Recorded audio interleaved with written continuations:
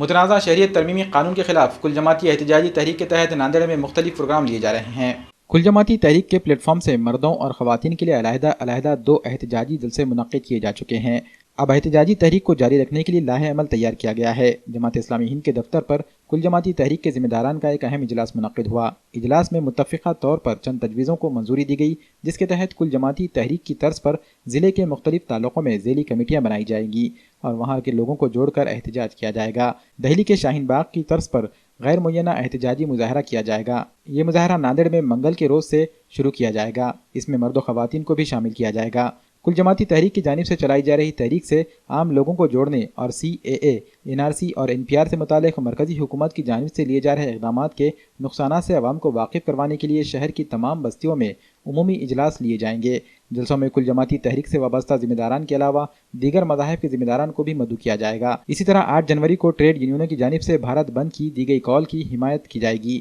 اور ناندیڑ میں بند منانے کے لیے لوگوں سے اپیل کی جائے گی۔ ناندیڑ میں جو ٹریڈ یونینیں بند سے متعلق پروگرام رکھے گی ان میں شامل ہونے کی بھی کوشش کی جائے گی۔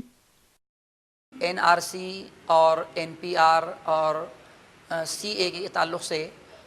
آل انڈیا مزدور یونین نے 8 جنوری کو جو آل انڈیا بند کا جو اعلان کیا ہے، اس میں تمام یونینز شامل ہے۔ اس بند کی شہر ناندیڑ کی کل جماعتی تحریک تائید کرتی ہے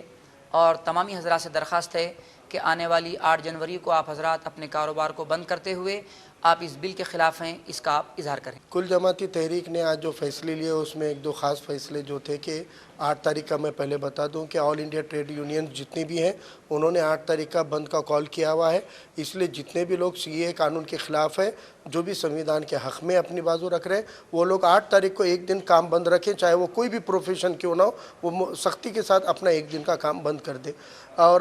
جیسے کہ دلی میں ایک آندولن کی کافی تعریف چل رہی ہے کہ شاہین باغ میں جہاں پر نیلے چھت کے نیچے خواتین وہاں پہ جمع ہو رہی ہیں، ناندیڑ میں کل جماعت تحریک نے ایک بہت اچھا فیصلہ لیا ہے کہ ایک میدان کے اوپر محلے کے حساب سے 500 600 800 جو بھی محلے کے لوگ لسٹ دیں گے، نام اور شناخت دیں گے، اتنے لوگوں کا ہر رات میں ایک دھرنا رہے گا اور یہ 22 تاریخ تک کے لیے، کیونکہ سپریم کورٹ میں 22 تاریخ کو اس پر ایک فیصلہ آنے کی امید ہے اور سپریم کورٹ سے ہی جمہوریت بچانے کی بھی امید ہے۔ تو 22 تاریخ تک یہ آندولن کی میعاد بنائی گئی ہے فی الحال، اور 22 تاریخ تک منگل